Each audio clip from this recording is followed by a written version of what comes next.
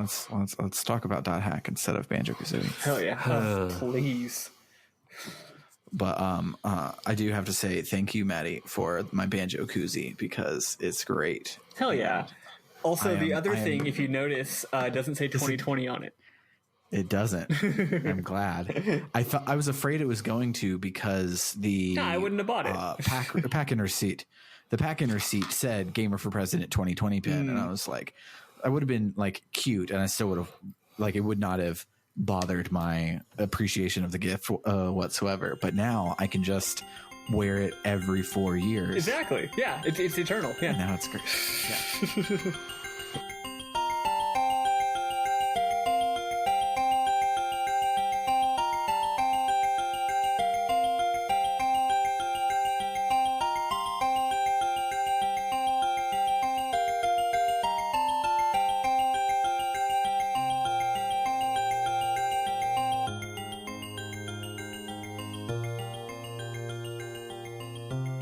Welcome to RPG Book Club LongCast, the podcast where we play a tiny bit of an extra long video game and talk about how it makes us feel. I am Sam Allman.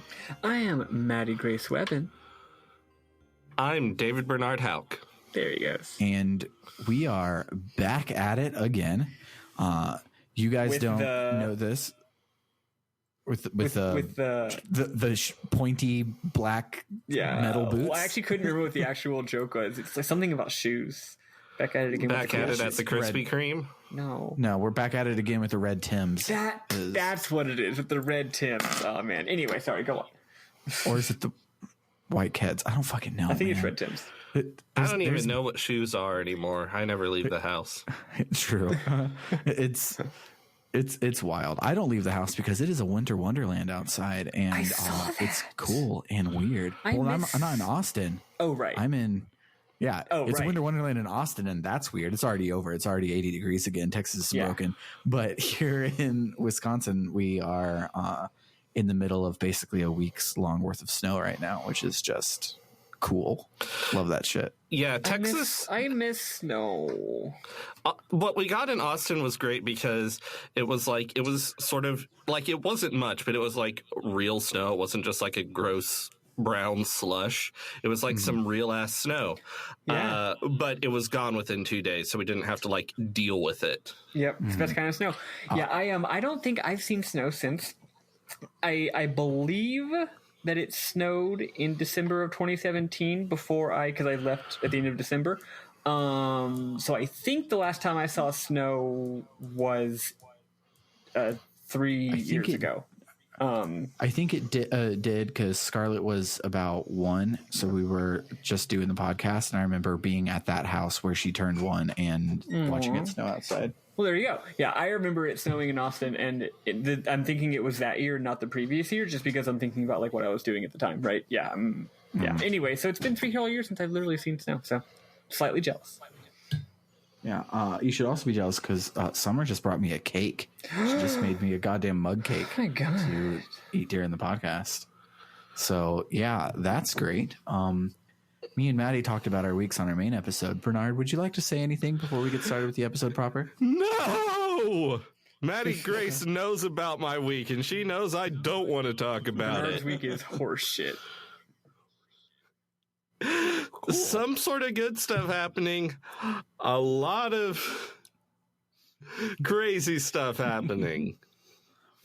Awesome. So, yeah, I feel like starting a new game, we should introduce the game, but this game literally picks up seconds after last time's ended. So, let's just start, I guess, if that's cool with you guys. All right.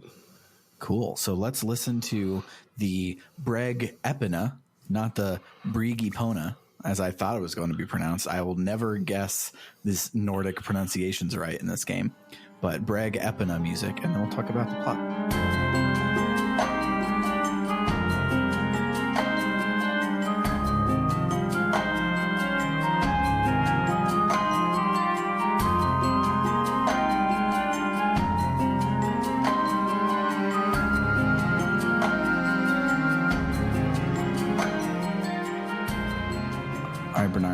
What happens in this game?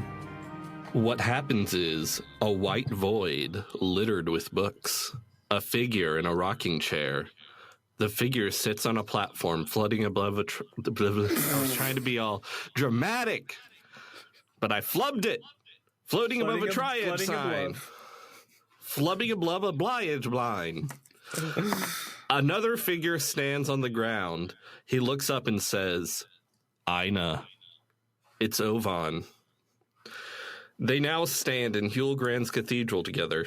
Ovan's arms are normal. Aina asks Ovan if they can live together when she gets better. They can be together in real life just like they are in the world. Ovan says there used to be a goddess statue here. Aina says she'll ask the goddess to heal her and asks Ovan what the goddess's name is. Ovan says the goddess's name is ... Volume 3, Redemption. Is the title card that appears. He doesn't say it. How great would it be if he did say? It's pretty funny. The goddess's name is Volume 3 Redemption. And the goddess's name truly was a Shawshank Redemption. Back in the void, Ovan stands with his arm caged.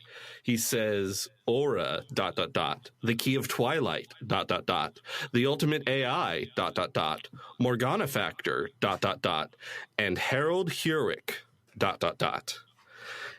Which, he asks, just to make sure I'm not just forgetting things, that's a new name, right? Pretty sure Harold Hurick is a new name. I think it's a new name. So that's right, folks. We are about 3 minutes into this game, and there's been maybe 3 new characters? Aina, if we count the goddess. Keurig, and the unknown goddess that is presumably important. Yeah. Ovan asks what song they shall play today to awaken the sleeping beauty Aina. As powerful as it was, the Avatar's data drain could not take Ida from her. Her wound was too deep, and the treatment too late. Ovan doubles over. Ida bubbles surround him. Someone else seems to be trying to take over his body. He yells at that someone to shut up and keep their filthy hands off Aina. That someone says, "That's right. I'm the one who made your sister a lost one." Ovan says, "Be still a little longer. Haseo, there's no more time. I am ... Ida will ... the epitaph of twilight ... Volume 3, Redemption. Haseo stands over the sign in the area where they defeated Sakaki. He wonders if Ovan has been using him since they first met. He wonders what Ovan truly wants from him. He yells that he won't run from all this, that he'll finish this once and for all.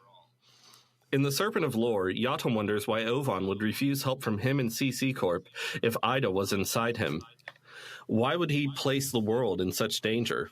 Ida has probably already spread to the outside world. It could control the entire population like they were a cult. An alarm sounds. A voice says Yatta's access to the Serpent of Lore has been terminated.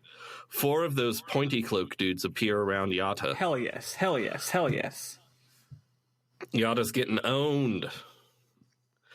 Haseo receives several emails. CC Corp says he can now travel to the town of Breg Epina and has access to the Advanced Guild at home there. Adelie says that because of what happened, Moontree has ceased activities. Many members have left, and they've had their guild privileges revoked. She says Moontree is where she found her reason to live, and that she feels like her heart has gone empty. She wonders if she'll ever see Mellow Grunty again. An anonymous sender tells Haseo to think of them as an unseen ally. They say that they're impressed by the power of the Avatar in Haseo's PC, and that they've modified Haseo's Divine Awakening so that he can now perform Avatar Awakening, which he can use to obtain virus cores from normal monsters. Another email from this anonymous ally says the virus cores can be used to grow the power of the lost weapons. So it's sort of like when you forget an attachment, it's just like forgetting to actually say what virus cores do. So my favorite thing about this game's like email system is it's smart.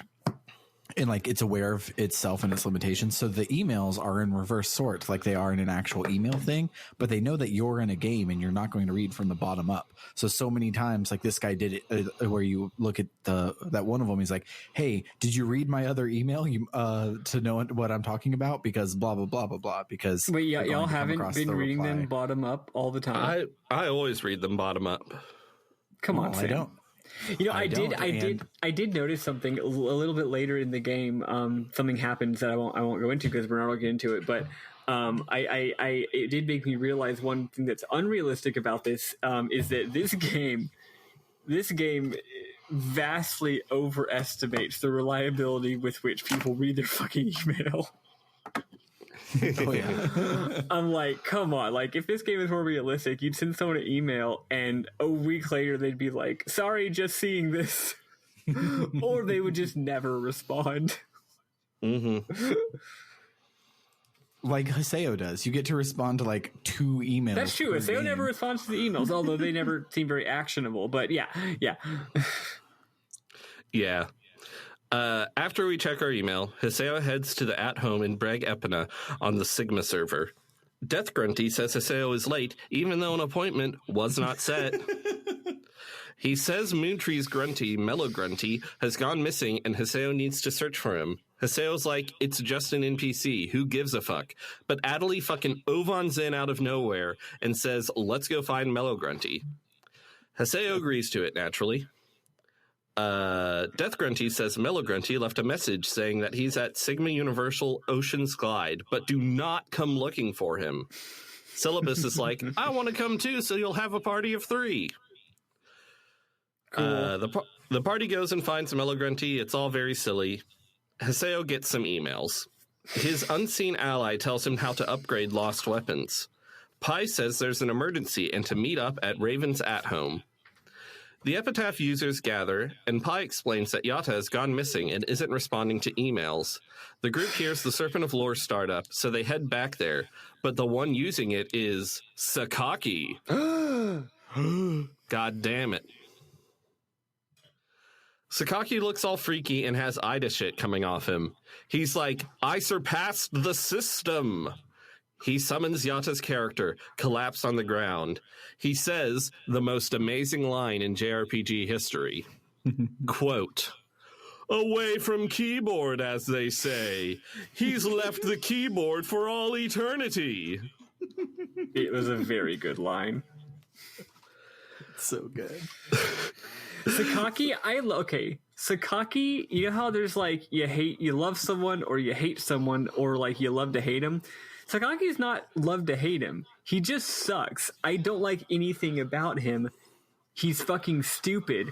And he's not even bad in a charming and enjoyable way. But I love that about him.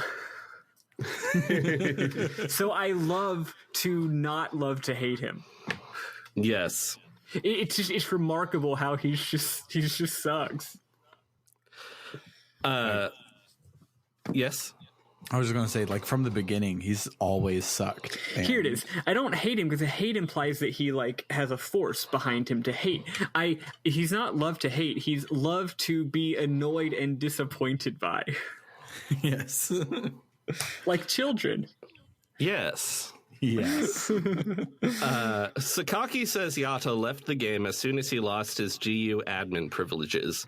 He calls Yatta stupid and beats up his immobile character for a while.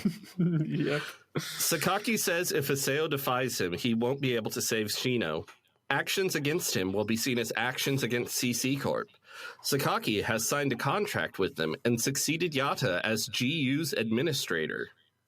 He says CC Corp just wants to ensure the world runs stably and profitably so they can overlook some sacrifices. He orders Pi, Kun, and Haseo to swear allegiance to him and work to fulfill his ideals. They refuse and everyone leaves. Sakaki says some villain shit and does a villain laugh. Pi emails... Yes. Pi emails Haseo to say she confirmed with CC Corp that Sakaki is now in charge of Project GU. She says that she'll look for more information and warns Haseo that Sakaki will be monitoring them through the Serpent of Lore. Syllabus and Gaspar want to do a quest with Haseo. We do that. Pi emails us and says that CC Corp has decided it can't eradicate Ida, so they're depending on Sakaki, who says he can control it.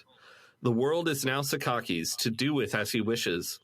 Pi asks us to bring her and our lady friend to Theta Hidden Forbidden Hades, where we can hopefully talk without Sakaki noticing.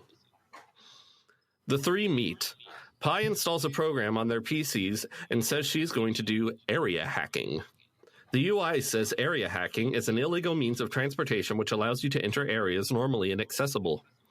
We use area hacking to warp to a weird Tron-looking place called an outer dungeon.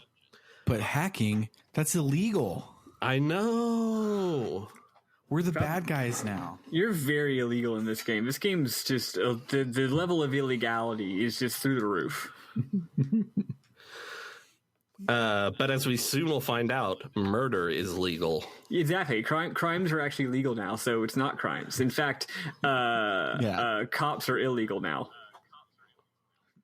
Yes. Good. Actually, Moontree Guild did get disbanded. So yeah, cops are illegal and crimes are legal. Narcs are at least illegal. That's true. We use area hacking to warp to the Tron-looking place. Yeah, I said that. Pi says outer dungeons are a byproduct of Ida's corrosion of the world.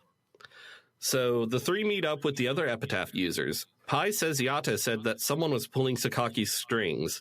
Haseo remembers Ovan saying he's the one who gave Sakaki Ida. I appreciate this because I didn't remember it. I did not remember that at all. Wait, what is it that you cut out for a second? Haseo remembers Ovan saying that he's the one who gave Sakaki Ida. Oh, I didn't forget that. I was like, cool. It's a reminder of that thing that happened that I'm aware of. I don't know what y'all's deal is. R.I.P. to y'all, but I'm different.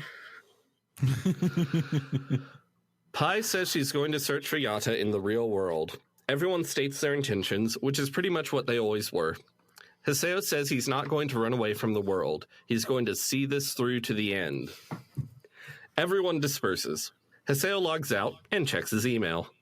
CC Corp announces the Sage Palace tournament, which will be a PK-only tournament. Additionally, Lumina Cloth and Breg Epina are now PK zones? Crimes are legal. As someone who has worked in moderation of a massively multiplayer online game, this is a bad idea. Yeah. Don't do this. CC Corp relays the following message from Taiaku, the Sage Palace Emperor. To all players, I, the greatest Sage Palace Emperor, hereby declare this PK tournament commenced. Let the weak bow before my blade and beg mercy. Let the fools gather in the arena. There I will send you to the true death. Sage Palace Emperor, Taiaku. That's pretty good. I don't know what his voice sounds like. I forget. It's pretty close. Oh gosh, my notes. Haseo receives an email from Sirius asking to meet in Lumina Cloth. He wants to discuss something about the PK tournament. Haseo logs in and immediately sees someone get PK'd in Lumina Cloth. Sirius shows up and says Taiaku organized the tournament. Haseo and Sirius go to the arena to watch a title match. Sirius says that they're planning to give a large sum of cash to the winner of the tournament. Taiaku fights a party of 3 in the title match, alone. He dodges attacks easily and blocks a spell with his sword. Sirius says Taiaku's weapon, the magic sword Maxwell, renders all spells ineffective. Taiaku does a special attack to wipe out his... Which is really going to be a big problem considering, how often we cast spells in this game. Yep. Well, if we take Gaspard in, he won't be so effective. I will simply hit him with my sword. Yeah. The very first thing I did in this game, because I was low on healing items because the fight with Sakaki was really hard last game, as you remember, and I imported my save.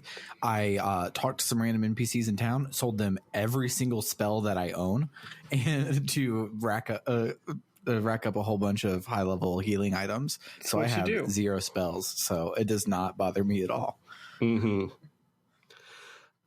So Taiku does a special attack to wipe out his opponents, and wouldn't you know it, Ida bubbles swarm around him. Because there's only one thing that happens in these games. Yep. And it's Ida. Sirius speculates that Taiku is the same as he was. Taiku holds his sword in the air, and a huge cloud of Ida bubbles forms around it, yelling, "Feed me, Haseo!" It seems Ida is in the sword's data. Yeah, this part was really cool for me specifically because I just finished reading Brandon Sanderson's Rhythm of War, and one of the cool characters there, Zeth, he has gotten a sword that's sentient, and that sword leaks black smoke if he ever unsheathes it, and is constantly saying, "Feed me, open me up, I want to eat." And this was exactly what was happening on screen, and so nice. I have some fan fictions to start writing. Yeah, that and is exactly the same thing, actually. Also, this is new. I will say, when the sword blobs come out, and Ida turned into like a giant, dark, smoky, fucked up like face.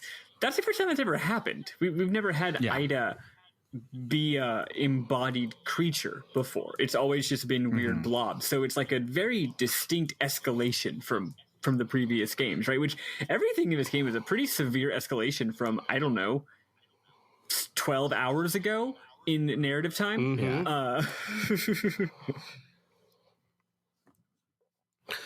Yeah.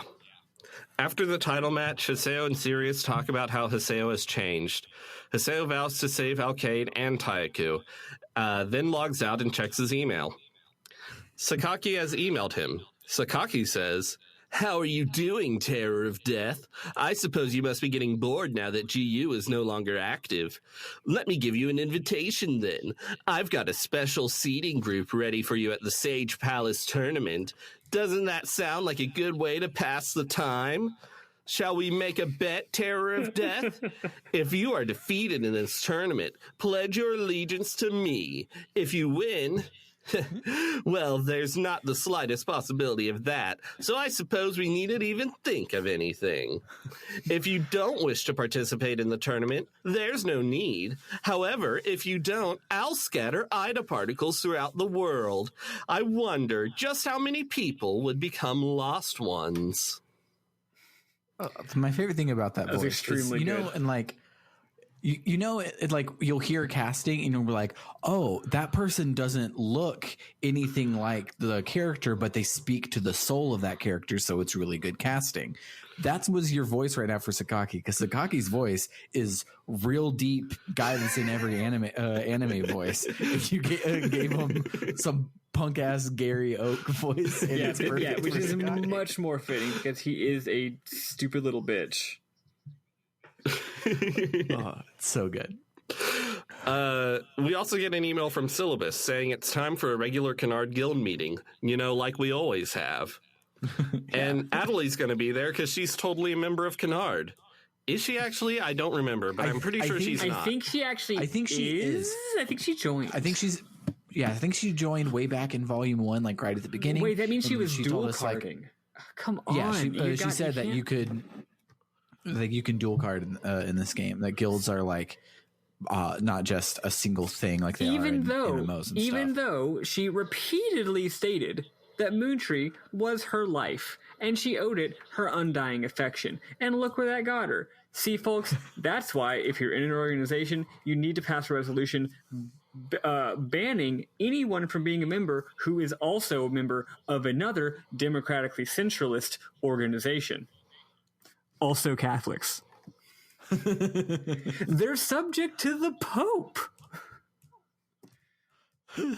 Anyway, I'm just saying, if any Catholics show up in this game, they shouldn't join the name of the guild that I already forgot the name of because it's fucking stupid. Well, what are the chances of Catholics showing up in a JRPG? It never happens. Go on. Catholics in JRPGs are like Nazis in Western shooters. Like, they're just always the bad guy. It's true. Maybe Moontree are kind of like the Catholics. Maybe so. This series. Kun emails to invite Haseo to another meeting. Haseo, Pai, Kun, and Atali gather in the outer dungeon, but Sakubo and Indrance don't show up. Pi seems really tired and out of sorts. Kuhn says it's strange that no one's complained about the new rules. Perhaps they're scared to do so. Also, what the hell is he talking about? Does he not read the forums? Because if you read the forums, every single person on the forum is like, oh, I guess I'm going to stop playing the world then because this is not what I want to do. And everyone is complaining about the new rules. Well, then maybe only the ones who stayed are the ones who are chill with it. Also, I didn't read the forums. I was wondering if maybe he meant like people who work at CC Corp, like everyone like who actually works for CC Corp. No one is saying, oh, this is a bad idea. But I think I'm meeting him halfway there. Yeah. Or they just never read the forums. The characters, I mean. Yeah, maybe so. I wouldn't blame them. Kuhn also says that the world may slowly be becoming an IDA server. Then the meeting ends. It took like a minute. Yeah, and it was so weird because like A, it could have been an email. B, most of it was said in an email from Kuhn, so much that I thought he was like, oh, here's what I'm going to say when we're going to go meet Pi, who has other things to say. And she literally says nothing. And I was so confused. I'm like, why did she call us here to not say a damn word? But he called the meeting, but then he was with us the whole time. It just, I will say, they do actually, I think, pretty clearly address this, except they also do it in a stupid, inconsistent way. The point they said in the previous scene in the outer dungeon is you talk in the outer dungeon so that they can't listen in on you in the Serpent of Lore. That's the point. So actually makes perfect sense. Hey, I got something I got to talk with you about. It's not much, but we do in fact have to go through an entire dungeon to get to our little secret spot. Now, why they can't just chat at the entrance to the outer dungeon is beyond me. However, I think they forgot that they had already given that explanation, because first of all, when they're like, when you get to the meeting, they're like, where's so-and-so and so-and-so? And they're like, I'll send an email. Oh, they're not responding. And then they're literally like, okay, we'll send them an email later with like the bullet points, with the minutes from our meeting, which is like, wait, why are you meeting in safety here if you're just going to email them later? And then secondly, yes, they also are and when they leave, they are like, hey, if we need to talk again, we'll come here and meet again. Send me an email if you need to meet up. So again, they're acknowledging that this is a safe place where the Serpent of Lore cannot reach, but also they're always saying sensitive shit over email. So they have really, really bad infosec, and also the writers just are constantly forgetting that this is a thing. Also, I mean, even with all that, the content of this meeting was not particularly revelatory or actionable. Yes, I think Kuhn should have waited until he had more information to give us before bothering us. That is true. Also, you know what? I've got a better idea. Why don't all these fucking people just get each other's phone numbers, for Christ's sake? Get on a Discord server. Make another forum. Just use your email, just not your game email. Just have a mailing list. Have a list serve. This is the year 2000 and X, okay? You can probably figure out how to make a list serve. There are other things that aren't playing the work. There are other things that exist. Yeah, I also wonder why they don't like it, because if they need like the real-time communication, because as we learned from Francesco, I think off mic, where they speak and it get like you speak and it goes into text, and that then gets spoken by your character or whatever the fuck. So it's like a IMVU esque like real-time chat. So if they needed to do that, and so email or whatever wasn't very good, play person or Johnny McBro shoot 'em up RPG or whatever the fuck, the other MMOs that are all over the forums that people are constantly playing. Like, there are places to go and things to do that are not just hack into the mainframe of the world so that you can have a conversation. Also, like, I don't know, at this point these people know each other pretty well. They're probably fond of each other. They're probably like friends. Japan is not that big of a place, and they have great transit. So I mean, Japan's like as big as California, at least. Yeah, but they also have great transit. So I don't know where these people live, right? But like maybe if two of them live in the same area, they could get coffee. Yeah. They need to fucking go outside, is what I'm saying. All I'm saying is that dungeon is way too long for us to have to do it twice with no changes. It's quite silly. Yeah. That's the bottom line there. Yes. I'm pretty sure Japan and California are about equal sizes. They're the same shape. It's pretty similar, yeah. Although, I mean, it's certainly not evenly populated. That's for sure. Yes. Pai emails Saseo to tell him to enter the tournament to buy them time before Sakaki disperses Ida particles into the world. While he fights, she'll search for Yata. So the plot's going to happen off screen. Yep. Japan is 93.57% the size of California. There we go. Pretty close. That's pretty darn close. It's thinner, but it's also taller. Yes. It's hard to know because it turns out every map is fucking bullshit. Yeah. Even ones that try really hard to not be bullshit are Although actually I will bullshit. say, Japan and California are at very, very, very similar latitudes. So actually, you can kind of just look at them on the map. That's true. Because, it's only looking at things that are higher up or lower down. For example, I had just recently realized how fucking huge Africa is. Like, it's pretty big. I know you think it's big looking at it normal style, but with more proper, if you're doing more proper evenly sizes and with your projections, it's just significantly bigger than I had even previously saw in my brain. And I was just like, holy shit, goodness gracious. Mm-hmm. There's a website, I forget what it is, but it takes the common projection, I forget what it's called, that everybody uses. Mercator. And you can, so you can grab a country and drag it around and it'll resize it to the same projection. That's a cute idea. So you can see how big things are, and it's nuts to see. That's fun. I will say, if you're doing an online digital interactive experience, you could just do a 3D globe. Which I mean, yes, but they're going after going things in a different way. This is to show you that maps are bullshit, not to show you an accurate representation. Not to so that you can. I get you. It's just the idea. Yeah. But I'm realizing because the thing is you think of Africa and South America as being similarly sized, but South America is significantly farther from the equator than Africa. So huge size difference there.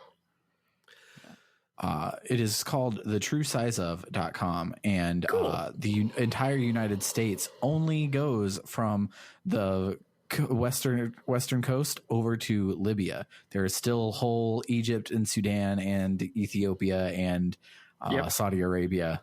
It's fucking wild. More than the United States wide, which is crazy. It's really, this has been weird. Mapcast. Hell yeah. Where we talk about map projections. Bitch, don't even get me started because I will talk about map projections. We could do a Mapcast. So Haseo signs up for the tournament. Matsu and Antares show up and are like, hey, we're in the tournament too. Remember us? And I'm like, yeah, I remember you. Haseo is pissed off at how casual they are about this fucked up tournament, and I'm like, this might be the first time he's pissed off at his friends for legitimate reasons. Anyway, those two run off, and Gabby shows up, and I pump my fist and holler because Gabby shows up. Hell yeah, Gabby. And promises to be showing up more in the future. Yeah, he's entering the tournament too. Then two randos show up, and Haseo recognizes them. I think he recognizes them as the people who PK'd him in Volume 1. The flashback is kind of quick, so I wasn't sure. Yes, and Lord knows I don't remember, but yes, I think that's the idea. Yes, so basically everyone is in this tournament. The gang's all here. So anyway, everyone else leaves, and Haseo gets a short mail from Syllabus. He says Gaspard is in trouble. Oh no! We'll help him next week. He can wait. That's funny. That is it for the week. Good job blasting through that, Bernard. The pre-tournament stuff in this game was less than last game. Fun fact. I posted in the host Discord, so where are we stopping? And Sam was like, go to the tournament. Yeah, I was just being silly because that's what it's been the last 2 games, and it turned out to be a decent chunk for this game too. Yeah, so literally the plan was just go until you get into the tournament, and we hadn't even looked at a guide or anything to see how much that would be. We just assumed it probably had about the same structure as the previous game, so it's like, fuck it, just play the goddamn game until you do a stupid tournament. It's fucking stupid. Yeah, that does remind me that I need to figure out where we are stopping. Oh yeah, good point. But for now, let us listen to some music. There was some music I kept hearing, and I'm like, this is a great track. And I don't know if I've used it before. I think we've probably already used it, but the area we have to go to in order to do the hacking, that's really good music. It is. Yeah. So we'll listen to that, and then we will talk about our memorable moments.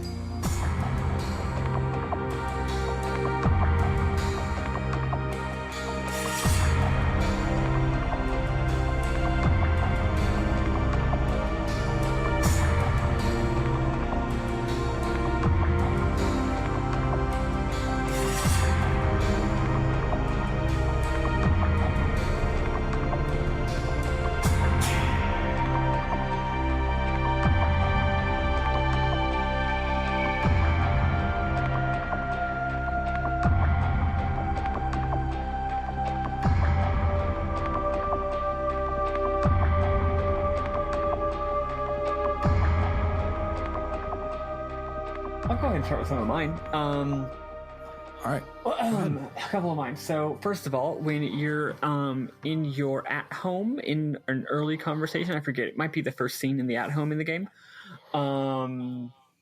You have that thing where you walk in and Syllabus and Gaspard are there, and you're like talking, and they do a very common trope, and they don't even do it well at all, but I still found it very cute for its crudeness, where you're talking, and then someone says something about Adelie, and then Adelie's voice is like blah blah blah, and the camera pans over, and you're like, Adelie, you're here, and she's like, I've literally been here the entire time, and that's just always funny.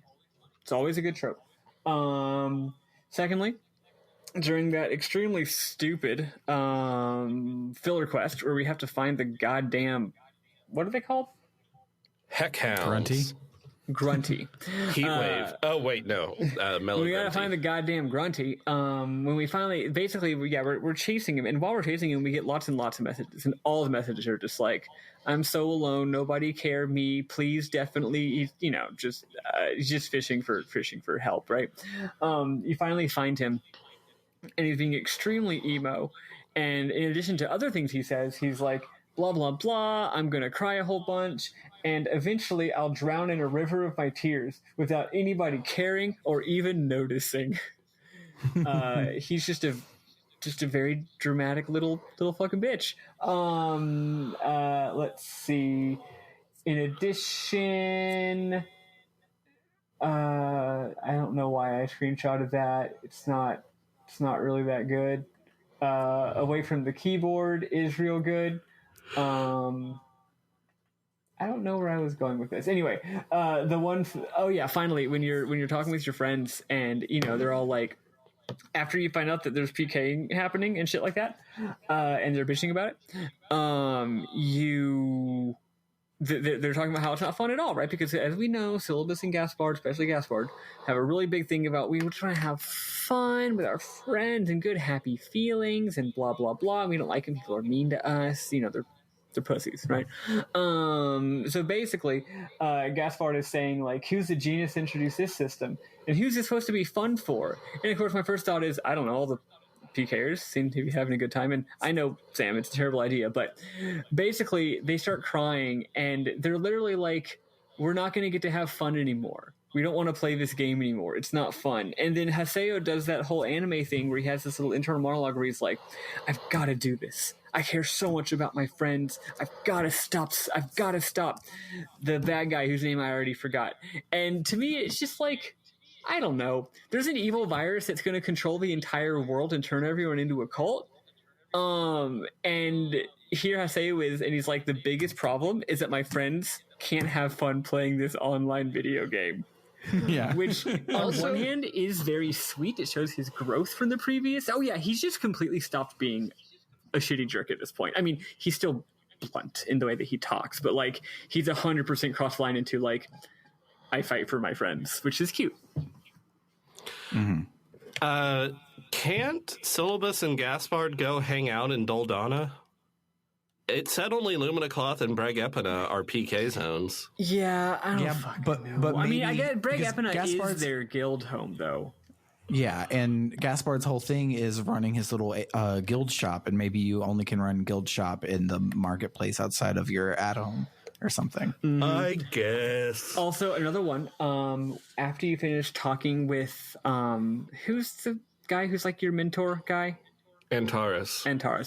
After you talk to Antares and he says that he's going to be in the tournament as well, Haseo is like, all right, I got to get going. And Antares goes, me too. I've got to go and polish my rusty sword. And I'm like, dude, you don't have to tell us you're going to go fucking jerk off. Like, just, that was one of mine too. It was so fucking just funny. do it. You don't have to tell us. And then finally, I do think that Haseo's bluntness continues to show up, which is quite funny when he very early in the game, Adelie sends her email where it's like Sam was, or like Bernard was saying, like, oh, Moontree is my life, I'm so sad. And at first, Haseo, he has a little internal monologue, and Haseo is like, oh, Adelie, it's so, it sucks so much for you, I feel so sorry for you.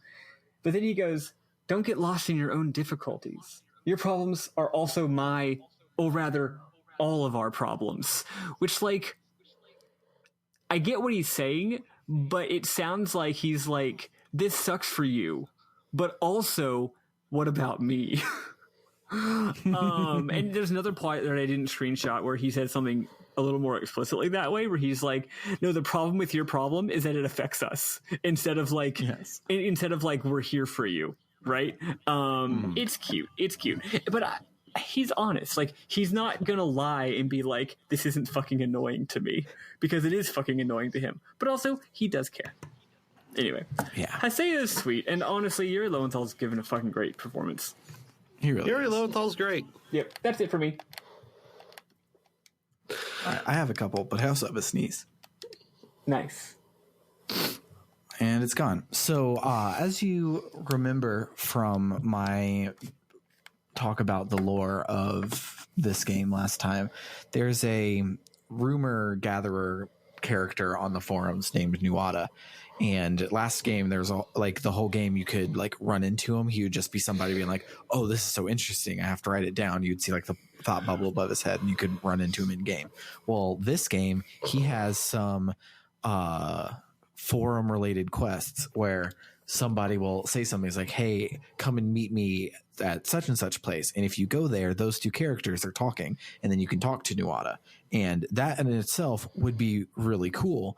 But Nuada's new rumors that he's chasing are about player characters that belong to people who are in comas, but they're still being played as if they are player characters.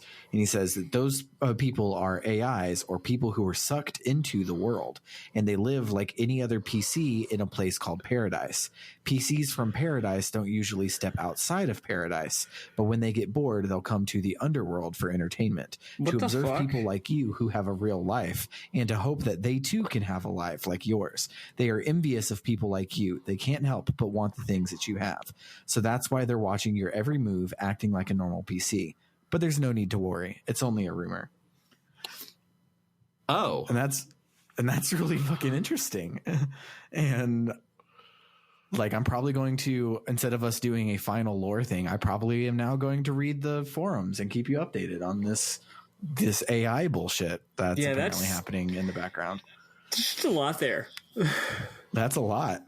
It's real cool. I feel like when Dragon Ball Super was like, hey, you know how this manga / anime has been around for literal decades? What if there were now 7 dimensions? Mm-hmm. It's a lot. It's a lot. Another great one is Gaspard on the quest that's not important. He's so the quest is you're searching for this invisible dog, and Gaspard is like, it's not here, and he turns around and of course it's right behind him, and he's like, and even if there were something dark and creepy lurking around here, I am an experienced high level warlock. I'm not afraid of any monster. And I'm like, that is exactly what like WoW braggarts of circa 2009 talked like, and it made me really happy. My last one is another weird thing making me want to read the forums of this game. So this was in the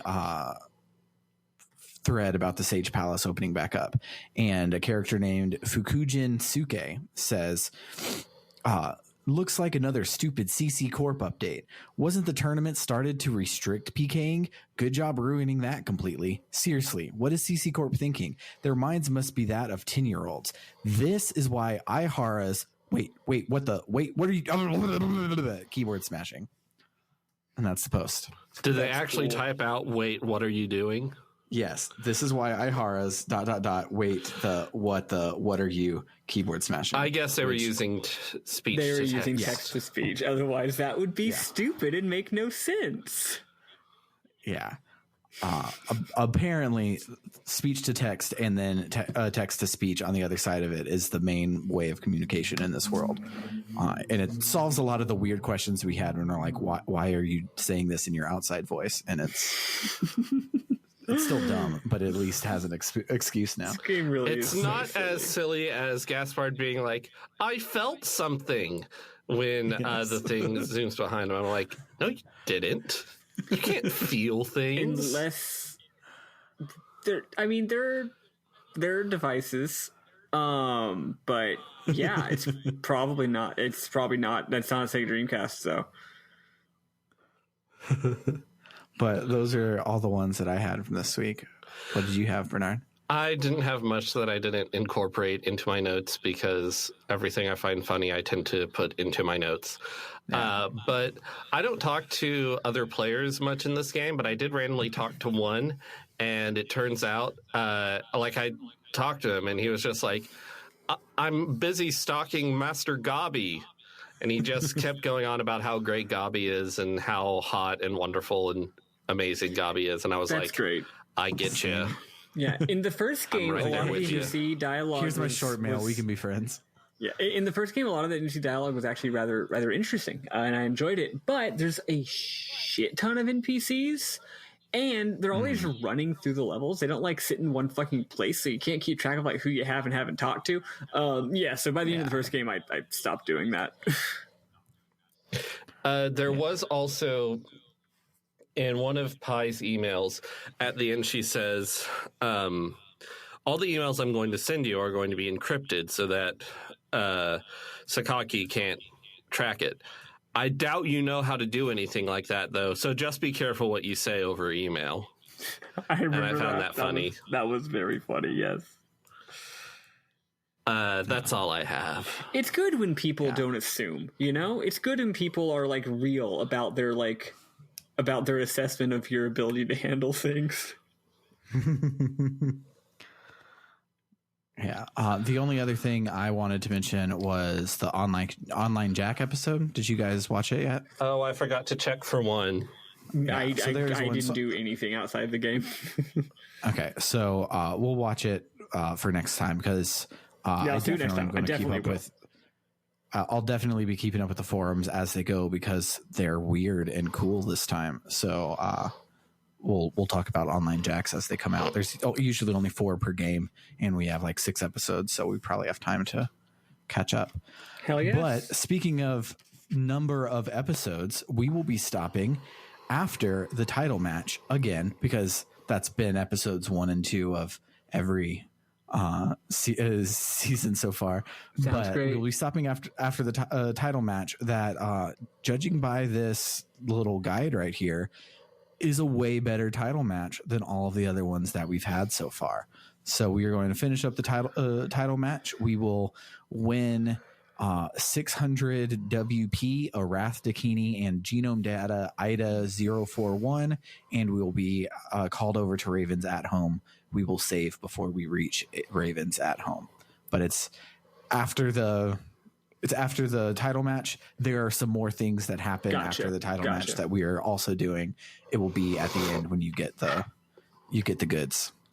I think genome data IDA 041 will be the one that like sticks in your mind the most. Gotcha. All right. So without further ado, I have been Sam Allman. Oh, right. I'm David Bernard Hauk, and I love my Catholic friends. I'm Matty Twevin, and I not only love my Catholic friends, but just, you know, maybe, who knows? I'm working stuff out. You know what I mean? Okay, goodbye. Bye. Also check us out at www.rpgbook.club. I forgot to say all of that shit. Bye.